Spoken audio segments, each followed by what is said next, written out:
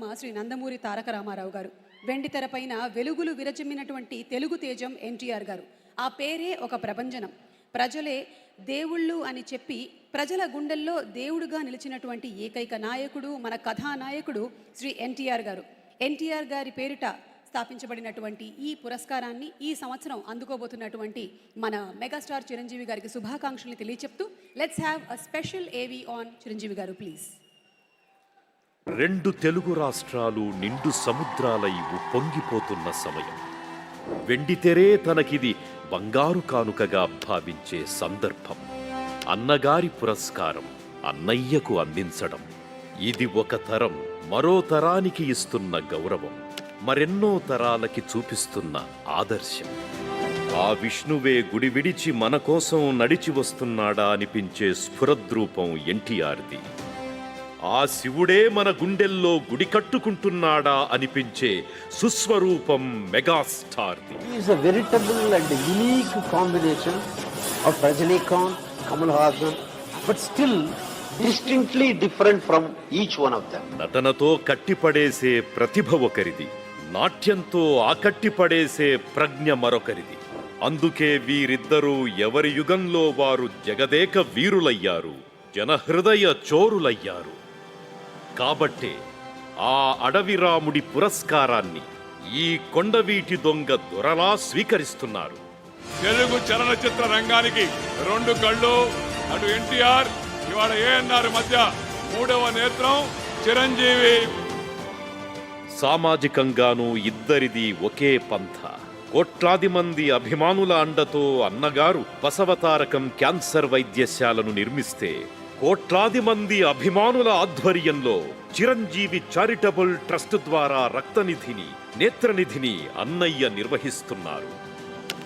ఆ మహనీయుడి పురస్కారానికి ఈ మహానుభావుడి కంటే అర్హుడెవరు? ఆ విశ్వవిఖ్యాత నట సార్వభౌముడి పురస్కారానికి ఈ విశ్వవిజేతను మించిన పద్మవిభూషణుడెవరు? ఆ నందమూరి నటసింహం పురస్కారానికి ఈ కొణిదెల కొదమసింహం కంటే సమర్థుడెవరు?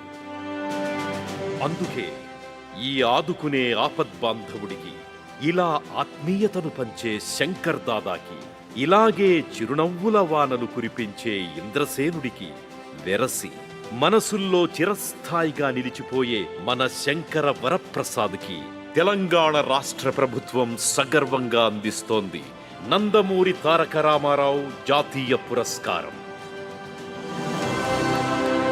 మరి ఈ అవార్డుని అందించడానికి గాను the honourable chief minister of Telangana Shri A Revanth Reddy గారిని సాదరంగా వేదికపైకి రావాల్సిందిగా రిక్వెస్ట్ చేస్తున్నాము. అలాగే ఈ అవార్డుని చీఫ్ మినిస్టర్ గారితో పాటు అందించడానికి వేదిక మీదకి ఆహ్వానించేస్తున్నాము the heroine who has earned a place in all of our hearts. తన డాన్స్తో మాత్రమే కాదు, తన యాక్టింగ్తో కూడా చిరస్థాయిగా స్థానాన్ని సంపాదించుకున్న the one and only, the beautiful, the talented Madhuri Dixit గారిని వేదిక మీదకి సాదరంగా ఆహ్వానించేస్తున్నాము. ఈరోజు మన తెలంగాణ గద్దర్ ఫిల్మ్ అవార్డ్స్ కార్యక్రమానికి ఇక్కడికి విచ్చేసినటువంటి మాధురి దీక్షిత్ గారికి సాదర స్వాగతం పలుకుతూ వేదికపైకి ఆహ్వానిస్తున్నాము. A very hearty welcome to you ma'am. And ఇక ఇప్పుడు ఆ పేరు, అది just not a name, it's a brand. తెలుగువాడు ప్రపంచవ్యాప్తంగా ఎక్కడున్నా ఆ పేరు వినగానే ఒక ఎనర్జీ, ఆ పేరు వినగానే ఒక vibration. He is none other than our very own, the one and only megastar Chiranjeevi garu. ఆయన అగ్ర నటుడే కాదు, మానవత్వానికి మరో పేరుగా నిలిచిన మెగాస్టార్ చిరంజీవి గారికి ఎన్టీఆర్ నేషనల్ అవార్డు అందజేయడం ఈ వేదికకే గర్వకారణం. We request our dear megastar Chiranjeevi garu on stage. Megastar Chiranjeevi గారికి ఎన్టీఆర్ నేషనల్ ఫిల్మ్ అవార్డుతో పాటు రాష్ట్ర ముఖ్యమంత్రి వర్యులు శ్రీ ఏ రేవంత్ రెడ్డి గారి చేతుల మీదుగా ప్రశంసా పత్రం, 10 లక్షల రూపాయల నగదు బహుమతి అండ్ అలాగే స్పెషల్ అవార్డు అందజేస్తారు.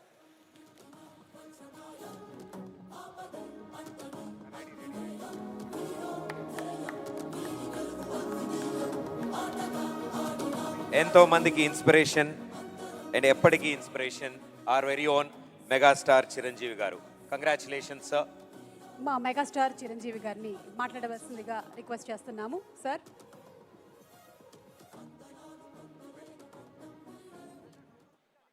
ఈనాటి చాలా హృదయంగా ఎంతో కళకళలాడుతూ జరుగుతున్నటువంటి ఈ తెలంగాణ గద్దర్ ఫిల్మ్ అవార్డ్స్ కార్యక్రమానికి మూల విరాట్ అయినటువంటి గౌరవ ముఖ్యమంత్రి శ్రీ రేవంత్ రెడ్డి గారికి, డిప్యూటీ ముఖ్యమంత్రి మిత్రులు పెద్దలు మా భట్టి విక్రమార్క గారికి, అలాగే మరొక మంత్రివర్యులు జూపల్లి గారికి, నా సహచరుడు, నా ఇష్టుడు, నా మిత్రుడైన లోగన్ నాయకన్ కమల్ హాసన్ గారికి, మరో సోదరుడు నాగార్జున గారికి, అలాగే మరొక నాగేశ్వర గారి అవార్డు అందుకోబోతున్న జయసుధ గారికి, and best actor సంపాదించేటువంటి Naga Chaitanya, అలాగే బెస్ట్ యాక్ట్రెస్ రష్మిక మందన, ఇతర అవార్డు గ్రహీతలందరికీ స్వాగతం పలుకుతున్నాను, అభినందనలు తెలుపుకుంటున్నాను. ఈ శ్రీ పరాభవనామ తెలుగు సంవత్సరాది ఉగాది శుభాకాంక్షలు ఇక్కడ ఉన్నటువంటి ప్రతి ఒక్కరికి, ఆహ్వానితులకు, వీక్షిస్తున్న వారికి, రెండు రాష్ట్రాల తెలుగు ప్రజలకు ప్రతి ఒక్కరికి నా మనస్ఫూర్తిగా తెలుపుకుంటూ నా సంతోషాన్ని వెలిబుచ్చుకుంటున్నాను. ఎక్కడైతే కళాకారులు గౌరవించబడతారో అక్కడ రాష్ట్రం, దేశం, ఆ రాజ్యం సుభిక్షంగా ఉంటుందన్నది నానుడి. దాన్ని సరిగ్గా అర్థం చేసుకుని ఒక సమయంలో కుంటిబడి ఉన్న, లేకపోతే నెగ్లెక్ట్ కాబడినటువంటి ఇదే ఫిలిం అవార్డ్స్ని ఆ యొక్క నానుడి అర్థం పరమార్థం గ్రహించి గౌరవ ముఖ్యమంత్రి గారు మళ్ళీ పునరుద్ధరించి కళాకారులను గౌరవించుకోవాలి, సినిమా యొక్క ప్రభావం ఎంత ఉంటుంది, దాని ప్రతాపం ఎంత ఉంటుంది, ఎంత ఇంపాక్ట్ ఇస్తుంది అనేది తెలుసుకుని ఎంతమందికి ఉద్యోగ అవకాశాలు ఇస్తాయి, ఎంతమందికి ఉపాధి కల్పిస్తుందనే దాని యొక్క ఆంతర్యం గ్రహించి మళ్ళీ దానికి పునర్జీవనం పోసి ఇదిగో ఈ రోజు ఇంత బాగా సజావుగా సాగడానికి, ఇంత హృదయంగా సాగడానికి, ఇంత అద్భుతంగా సాగడానికి కారణమైన వారికి ప్రత్యేకించిన మనస్ఫూర్తిగా ధన్యవాదాలు సభాముఖంగా తెలియజేసుకుంటున్నాను. సార్, మనం కలిసిన ప్రతిసారి మీరు సినిమా గురించి, సినిమా అభివృద్ధి గురించి, సినిమాని ఎలా ముందుకు తీసుకువెళ్ళాలంటూ ఈ హైదరాబాద్ అనేది నైసర్గిక స్వరూపంగా ఇది అన్ని దేశం మొత్తంకి మధ్యలో ఉంటుంది, అన్ని రకాల అట్మాస్ఫియర్స్ ఉన్నాయి, అన్ని రకాల అంబియన్స్ ఉన్నాయి, అన్ని రకాల ఇన్ఫ్రాస్ట్రక్చర్ ఉంది as per cinema is concern. కాబట్టి ఇక్కడ ఒక తెలుగు సినిమా కాదు, లేదా దక్షిణ భారత సినిమా కాదు, భారతదేశ సినిమా అని ఇక్కడ కేంద్రంగా ఉంచడం, భవిష్యత్తులో ప్రపంచ దేశ సినిమాలను కూడా ఇక్కడ ఆహ్వానించేలాగా మనం అన్ని అభివృద్ధి చేయాలి, దానికి అవసరట్లుగా మేమందరం సమాయుత్తం అయ్యామంటూ దానికి ప్రత్యేకించి ఈ కార్యక్రమాన్ని, ఈ యొక్క దీన్ని బృహత్ కార్యాన్ని భట్టి గారికి అప్పచెప్పారు.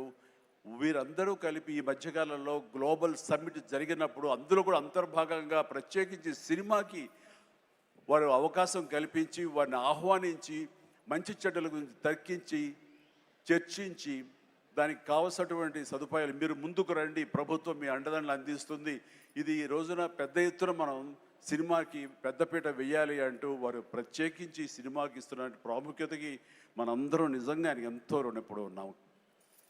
ఎందుకంటే దీని యొక్క ఆంతర్యం, దీని యొక్క విలువ గ్రహించారు కాబట్టి కేంద్ర ప్రభుత్వం కూడా వేవ్స్ అని మన సాఫ్ట్ పవర్ని ప్రపంచ దేశాలకి తెలియచెప్పాలంటూ మన కల్చర్ కానివ్వండి, మన హెరిటేజ్ కానివ్వండి, మన సినిమా కానివ్వండి, మన క్రీడ కానివ్వండి, మన గ్రామీణకు సంబంధించినటువంటి ఆ వాతావరణం కానివ్వండి, మన ఆహారపు అలవాట్లు కానివ్వండి, ఇవన్నీ కూడా ప్రపంచ దేశాలకి తెలియజేస్తే కనుక దాని ఇంపాక్ట్ అంతా ఇంత ఉండదు. వాళ్ళని ఆకర్షించుకోగలిగితే కనుక ఆ రిజల్ట్ వేరు.